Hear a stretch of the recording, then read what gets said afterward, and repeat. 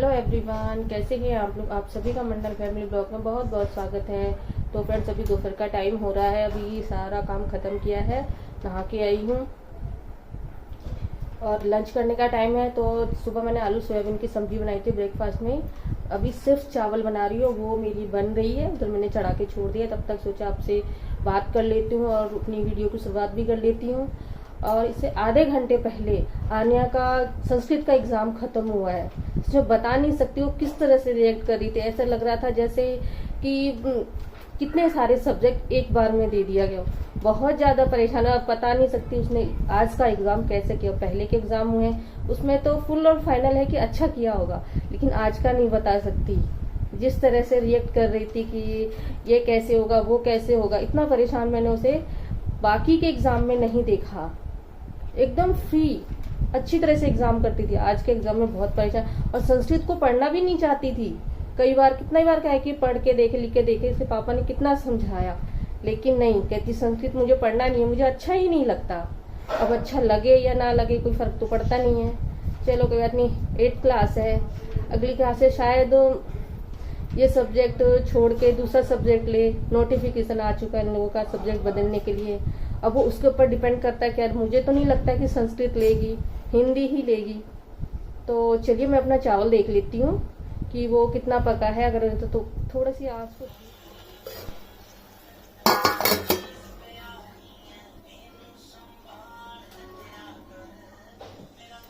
मैंने फिलहाल में चावल को ढक दिया है, आंच को धीमा कर दिया ताकि थोड़ा बहुत धीमी आंच पे ही पकता है। एग्जाम खत्म करके कितना फ्री फील हो रहा है। अभी गेम खेला जा रहा है, क्या किया जा रहा है ये नहीं पता। ओ, यानी कि फालतू की वीडियो देखी जा रही है। इन्हें पसंद आती है लेकिन मुझे नहीं आती। चलो अभी अभी एग्ज़ाम किया है, थोड़ा सा टाइम दे देते हैं खेलने के लिए, उसके बाद आगे की पढ़ाई की बात करते हैं। अगला कंप्यूटर का एग्ज़ाम है। फ्रेंड्स, आज मुझे साफ़ करना है गेहूँ। मैंने धो के सुखा के मंगवा लिया था, वो नीचे रखा हुआ है। छत पे धूप इतनी होती है तो मुझे ठीक नहीं लगा कि छत पे साफ़ कर पाऊँगी या नहीं कर पाऊँगी, जो मैं नीचे मंगवा लिया है। लंच करने के बाद मैं उसे साफ़ करूँगी। काम करने के लिए तो आफ्टरनून का बहुत काम है। मम्मी की साड़ी में फॉल भी लगाना है, लेकिन फिलहाल मैं 2 दिन से तो भूल ही जाती है। आज याद रखा है तो देखती हूँ क्या क्या करती हूँ। फिलहाल मैं गेहूँ साफ तो करना ही करना है। अगर साफ करके दूंगी तभी तो संडे को हस्बैंड रहेंगे तो पिसवा के लाएंगे। लंच करने के बाद थोड़ा आराम किया। उसके बाद आई हूँ यहाँ पे मतलब कि गेहूँ साफ़ करने के लिए। और यहाँ बाल झाड़ते हैं, कुछ भी करते हैं, बाल ना हो इसलिए पहले मैं वहाँ पे झाड़ू लगा लेती हूँ। जो भी कचरा होगा वहाँ से हटा लेती हूँ, ना किसी चीज़ में बाल चला जाए तो अच्छा नहीं लगता। तो झाड़ू लगा के मैंने साइड में कर दिया। वैसे कुछ था तो नहीं, फिर भी अपनी मन की तसल्ली के लिए मैंने झाड़ू लगा लिया था। और उसके बाद गेहूँ जो मैंने ऊपर से सुखा के मंगवाया था वो मैं नीचे लेके आई थी। उसे ले आती उसे साफ़ करने के लिए कि पिसवाना है। मैं खुद तो नहीं जा सकती लेकर, तो हस्बैंड को देती हूँ, वो बाहर से पिसवा के ले आते हैं। तो इस गेहूँ में सब कुछ जो भी उसे छानना भी होता है और साथ के साथ उसे फटकना भी पड़ता है। दोनों काम साथ करने में टाइम लग जाता है, इसलिए मैंने इस बार छत पे नहीं किया। वैसे मैं छत पे कर लेती, नहीं ज़्यादा टाइम लगता है इसलिए मैंने, और धूप भी बहुत तेज़ होती है तो मैं इसलिए नीचे लेके आ गई कि दोनों काम साथ में ही आराम से कर लूँगी। और बच्चे भी रहते हैं, बच्चे नीचे रहे ऊपर है तो थोड़ा सा रहता है, पता नहीं क्या कर रहे होंगे नीचे, इसलिए मैं नीचे ले आई और उसे यहीं पर झाड़ना फटकना दोनों में कर लेती हूँ। छत पे तो वैसे भी मुझे जल्दी रहती है, जल्दी करो जल्दी करो जल्दी करो। यहाँ मुझे कोई जल्दी नहीं थी, आराम से मैंने दोनों काम कर लिया था। इसे बस छानने में थोड़ा टाइम लगता है कि छोटे छोटे जितने भी होते हैं छानने में निकल जाते हैं। और धोकर तो जितना कचरा होता है वो तो निकल ही जाता है, और जो थोड़ा बहुत बचता है मैं उसे फटक देते हैं तो वो भी निकल जाता है। फटकते फटकते मैंने सोचा साफ़ करके मैं रखूँगी कहाँ पे। तो फिर अनिया को बोला कि बोरा हो कोई दूसरा, तो वो देखने उसने कितने बोरे देखे पर बड़ा कोई भी नहीं था, छोटे छोटे थे और छोटे छोटे से तो काम नहीं होना था। उसमें मतलब कमरे में जितने भी रखे थे उसने एक एक करके सब देख लिया, लेकिन बड़ा नहीं था। फिर मैंने उसे बोल दिया कि कोई बात नहीं छोड़ दे, मैं देख लेती हूँ कि कहाँ पे रखा है। मैंने मुझे लगा कि घर में है इसलिए मैंने कहा मैं देख लेती हूँ। और उसे छोड़ देने के वो अपनी तरफ से हर जगह ढूंढा लेकिन उसे नहीं मिला।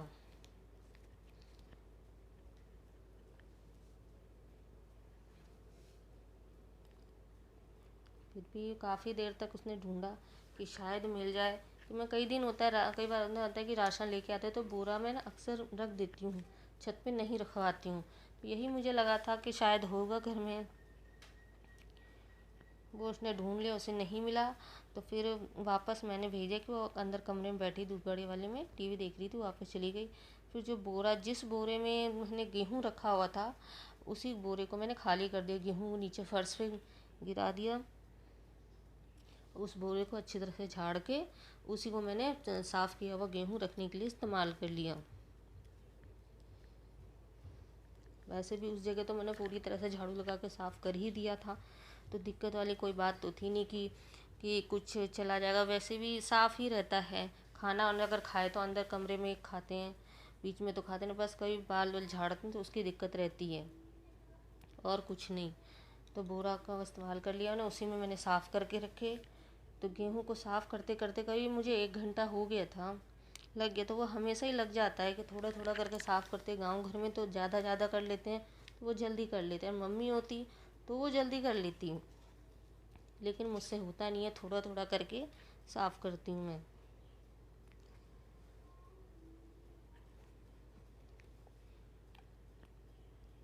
आप लोग भी गेहूँ साफ़ करते, प्लीज़ मुझे कमेंट करके ज़रूर बताना आप किस तरह से गेहूँ साफ़ करते हैं। ये तो बहुत कम लोग हैं जो गेहूँ लाते हैं।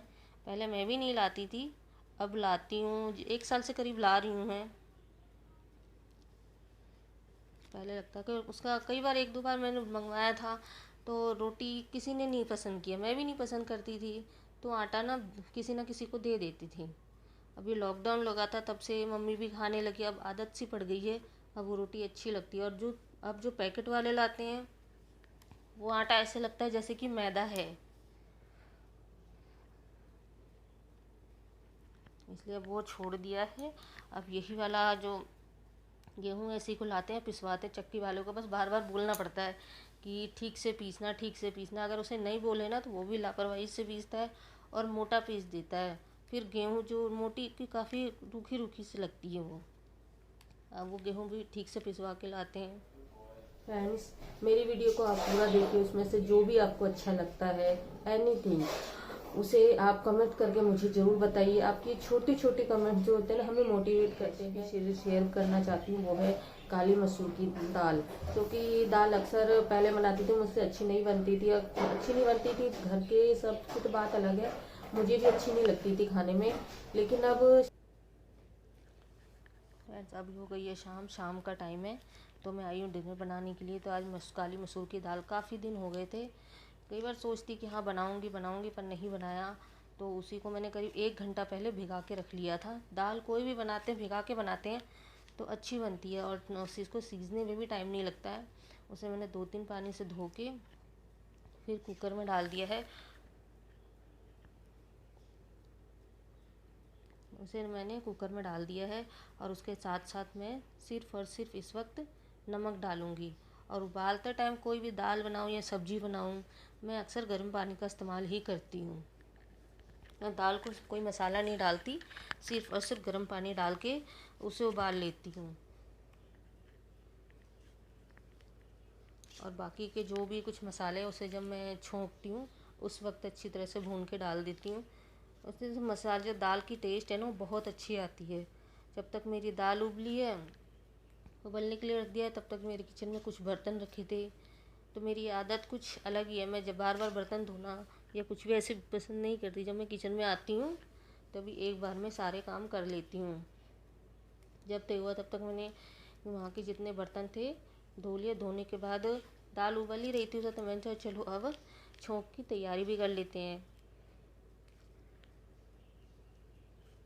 तो इधर मैंने सब कुछ काटना, और ये सब काटना पीटना तो मुझे बिल्कुल भी पसंद नहीं आता। कि इस फ़िलहाल में इन दिनों में चॉपर का इस्तेमाल नहीं कर रही हूँ, जो भी करना है खुद ही काटना पीटना। चॉपर में तो बहुत आसानी से हो जाता था, चॉपर का इस्तेमाल नहीं कर रही हूँ, थोड़ी सी दिक्कत होती है। तो इस तरह लहसुन, प्याज, अदरक और टमाटर, ये सब जो बारीक बारीक चॉप करके मैंने रख लिया था। तभी मेरी दाल उस वक्त उबल ही रही थी, साथ के साथ टाइम था तो मैंने आटा भी गूंद लिया। किचन में खड़े कर किचन में जब मैं पहुंच गई तो मतलब किसे बताऊं कि जब तक खड़ी हूँ काम एक चल रहा है तो मैं दूसरा करती रहती हूँ। इससे किचन में काम जल्दी जल्दी हो जाता है। जब तक मेरी दाल उबली तब तक मैंने उधर के बर्तन भी धो लिए, छोंक की तैयारी भी कर ली। अब आटा भी गूंद लेती हूँ। तो जब मैं किचन में 1 घंटा करीब लगी, इससे ज़्यादा तो मुझे कभी लगता ही नहीं है। 1 घंटे में मैं सारा काम निपटा देती हूँ। उसके बाद एक चूल्हा पे मैंने छोंक की तैयारी शुरू की और दूसरे चूल्हे पर मैंने वो दूध रख दिया उबलने के लिए। कढ़ाई चढ़ा के सरसों का तेल डाल के वो डाल के गर्म हो गया तो उसमें मैंने डाला जीरा। जीरा जब उबल गया उसमें कुछ खड़े मसाले मैंने डाले, ज़्यादा नहीं, आपके पास जो भी हो उसे वो डाल दे। और आप मिर्च पाउडर ज़्यादा खाना चाहते हैं तो ठीक है, आप वो इस्तेमाल करिए। मैं नहीं पसंद करती हूँ इसलिए हरी मिर्च को बीच से कट करके डाल देती हूँ। उसके बाद मैंने बारीक बारीक प्याज जो काट के रखा था उसे भी डाल दिया धीमी आंच पर भूनने के लिए। जब वो थोड़ा सा भून गया तो लहसुन प्याज को मैं इमामदस्ते में मैंने कूट के रखा था वो डाल के, ताकि उसमें थोड़ा सा भुन जाए तो उसमें से कच्चापन निकल जाता है। उसमें से कच्चापन निकल गया तो डाला मैंने बारीक कटे हुए टमाटर। उसके बाद जो भी सूखे मसाले होते हैं कॉमन किचन में सबके ही होते हैं, हल्दी, धनिया, मिर्च। आप मिर्च पाउडर खाते हैं तो ठीक है, मैं देगी मिर्च इस्तेमाल करती हूँ तो मैं वही डालती हूँ। साथ के साथ नमक भी मैं अक्सर डाल दिया करती हूँ क्योंकि इससे मसाला अच्छी तरह से भुनता है। और तो अब ध्यान रही, मैंने थोड़ा सा नमक दाल उबालते वक्त भी डाला था, इसलिए इस वक्त मैंने थोड़ा कम ही डाला है। ऐसे भी मेरे घर में नमक मसाले थोड़ा कम ही सब खाते हैं। तो देखिए मेरा जो मसाला है वो अच्छी तरह से भुन गया है।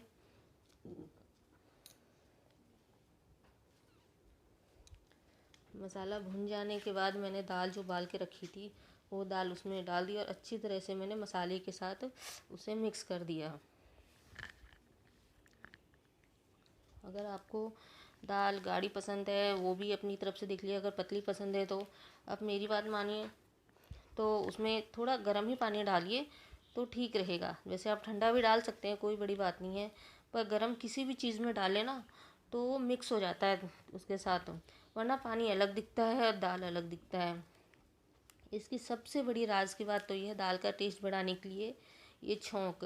आप इसे बटर में भी छोंक सकते हैं लेकिन मैं इसको घी के साथ छोंक रही हूँ, देगी मिर्च, सिर्फ और सिर्फ देगी मिर्च के साथ और कोई भी चीज़ नहीं। उसका छोंक लगा के दाल को अच्छी तरह से मिक्स करके हरा धनिया, कटा हुआ हरा धनिया बारीक डाल के मिक्स कर, सच में बहुत अच्छी दाल बनेगी। अब मेरी दाल बन चुकी है। फ्रेंड्स, अगर आपको ये रेसिपी अच्छी लगी है तो जाते जाते एक लाइक कर दीजिए, शेयर करिए और सब्सक्राइब नहीं किया है तो प्लीज़ सब्सक्राइब कर लीजिए। मेरी रेसिपी कैसी लगी कमेंट करके आप मुझे ज़रूर बताना। मैं फिर मिलती हूँ अपनी नेक्स्ट वीडियो के साथ। तब तक के लिए बाय बाय।